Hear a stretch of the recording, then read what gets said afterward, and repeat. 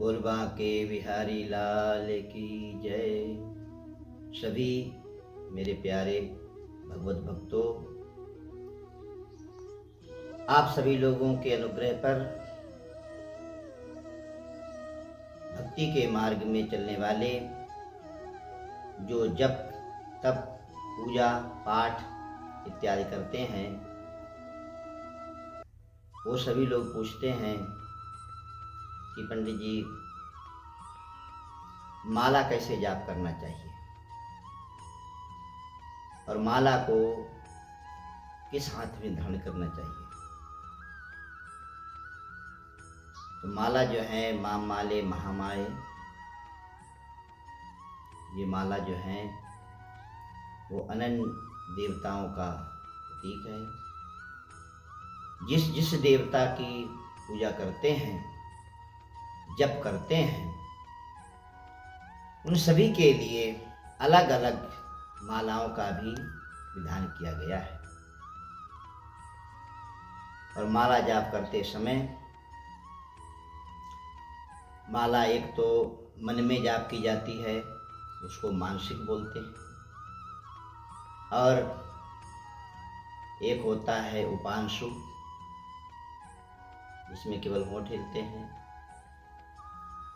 तो माला जो है वो हर समय व्यक्ति के लिए जाप करना चाहिए।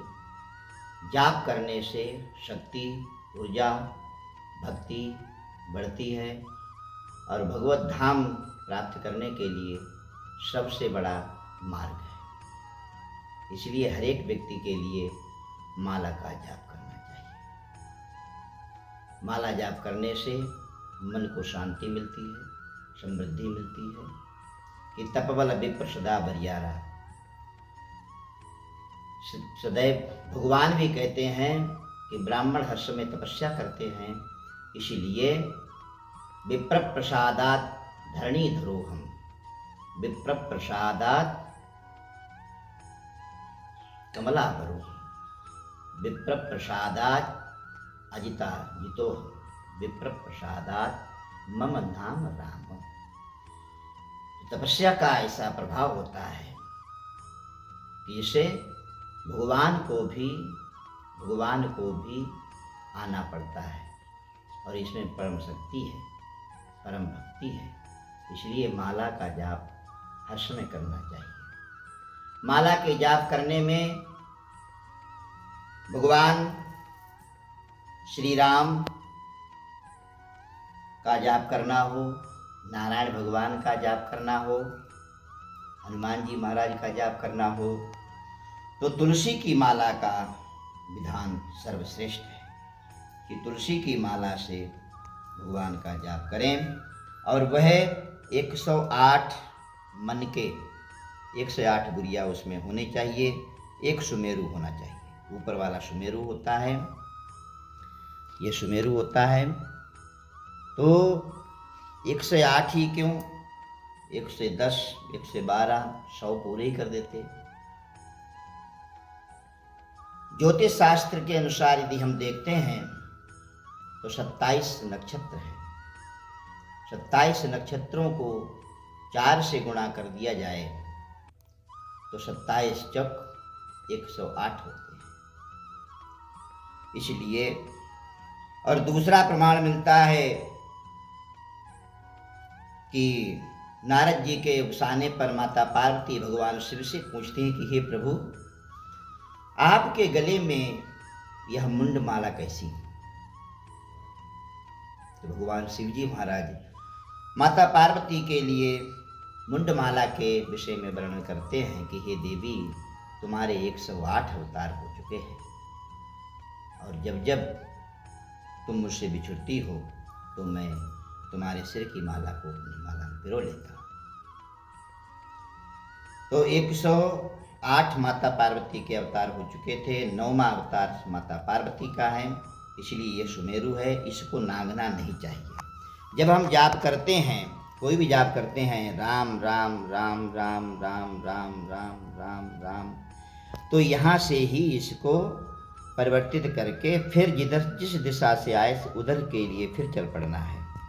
राम राम राम राम राम राम राम राम राम राम राम राम राम राम माला पूरी हो जाती है जब, तो फिर जब माला पूरी हो गई, यहाँ तक आ गए, उसके बाद में ऐसे नहीं जाना है, ऐसे नहीं घूमना है। इस माला को, इस अंगुली की तर्जनी को, कनिष्ठा और कनिष्ठिका को नहीं लगाते हुए इन्हीं तीनों अंगुलियों के सहारे इसको फिर से मोड़ करके और दोबारा से जाप करना शुरू कर देते हैं। जाप जब माला हो जाए तो माला को मस्तक में लगाना चाहिए। या भगवान के लिए हो गई, और भगवान शिव जी भगवान का जाप करना हो, शिव भगवान जी का, भोले भंडारी जी महाराज का, तो रुद्राक्ष की माला परम पवित्र होती है। शिव जी भगवान के आँख से उत्पन्न हुई यह माला जो है, अधिक से अधिक, ज़्यादा से ज़्यादा मनकों का, पंचमुखी मन के ज़्यादा मिलते हैं इसमें। और भगवान शिव जी महाराज एकानन चतुरानन पंचानन राजे, भगवान पंचानन हैं, इसलिए भगवान का जो है एक मुखी गुड़िया का तो बहुत बड़ा महत्व होता है, वो तो दुर्लभ है, और द्विमुखी या पंचमुखी सर्व सुलभ है। इसलिए माला से जाप करते हैं भगवान शिव जी महाराज का। साथ में भगवान श्री कृष्ण नंदन का जाप करना हो तो वैजयंती माला बड़ी शुभ मानी जाती है। माता भगवती दुर्गा मैया का, दुर्गांबा का यदि जाप करना है तो उसमें लाल चंदन की माला सर्वश्रेष्ठ मानी जाती है। इसलिए यह माला का विधान है। माला का जाप करने से मन की जो गति है वो शांत होती है। और माला को नीचे नहीं रखना चाहिए, माला के लिए पैरों से नहीं लगना चाहिए, माला को ऊपर उठा करके रखना चाहिए। कुछ लोग कहते हैं महाराज माला की कोई आवश्यकता नहीं है, मन में जाप किया जाए, वो तो सर्वश्रेष्ठ है। लेकिन माला जब तक छोटा सा बच्चा होता है उसको निक्का बड्डा पढ़ाते हैं, उसको कापी पेंसिल उस पर लिखते हैं, लिखने के बाद उसी के ऊपर से वो फिराता है। धीरे धीरे बढ़ते बढ़ते फिर वो समझ जाता है कि निक्का क्या है, बड्डा का, ABCD वगैरह सब पढ़ जाता है। उसी प्रकार से जब तक हम हाथ में माला नहीं लेंगे तब तक जो है, और असंख्यात कृतम जपम, असंख्या के द्वारा, अर्थात जो माला है या जाप है वो संख्या के द्वारा होनी चाहिए। इतनी संख्या हमने माला जाप कर ली।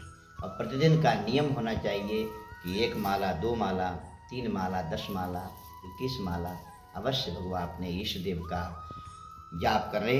जाप करने से ही व्यक्ति का व्यक्तित्व बढ़ता है और उसका प्रभाव बढ़ता है, तेज बढ़ता है, ओज बढ़ता है, साथ में भगवत प्रीति बढ़ती है, भगवान के चरणार बिंदों में प्रीति बढ़ती है। इसलिए भगवान इसी तपस्या के द्वारा ही भगवान को इस धराधाम पर आना पड़ता है। भगवान जब आते हैं, भगवान कहते हैं विप्रधेनु सुर संत हित लीन मनुज अवतार, निज इच्छा निर्मित तनु माया गुण गोपाल। विप्रधेनु, भगवान विप्रों के लिए आते हैं, अर्थात तपस्या के द्वारा विप्र जो है, विप्र कहने से समस्त मानव जाति का ज्ञान हो जाता है। और वो विप्र क्या है? विप्र धर्मावतार है। 4 चीजें इसमें बताई गई हैं, विप्र, धेनु, सुर, संत। तो चारों में क्या है? विप्र, तो उसमें 4 पुरुषार्थ हैं, धर्म, अर्थ, काम और मोक्ष। तो धर्म को बढ़ावा कौन देता है? ब्राह्मण। सभी से धर्म करवाते हैं, स्वयं भी धर्म करते हैं, पूजा है, पाठ है, यज्ञ यागादि जो भी है वो सब ब्राह्मणों के द्वारा होता है। इसलिए धर्म के अवतार ब्राह्मण के लिए माना जाता है। दूसरा आ गया विप्र धेनु, धेनु गाय। तो दूसरा आ गया पुरुषार्थ, क्या है? धर्म, अर्थ। तो गाय के लिए क्या बोलते हैं? धन, गौ धन, गज धन, बाज धन, ये धन के रूप में मानते हैं। इनसे सुख और समृद्धि मिलती है। विप्र, धेनु, सुर। तीसरा नंबर देवताओं का आ गया। देवता क्या करते हैं? तीसरा पुरुषार्थ क्या है? धर्म, अर्थ, काम। जो जैसा करता है, जिस देवता की पूजा करता है, पाठ करता है, वो देवता उसकी मनोकामनाओं को पूर्ण करते हैं। इसलिए तीसरा पुरुषार्थ हो गया क्या?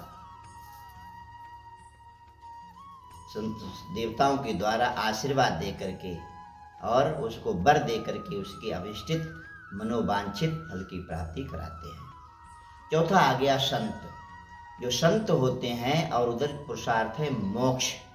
संत जो है वो मुक्ति के दाता है, अर्थात गुरु की शरण में जाते हैं, गुरु बच्चे को माला दे देते हैं, बेटा कंठी दे देते हैं, माला दे देते हैं, जाओ इसका जाप करना।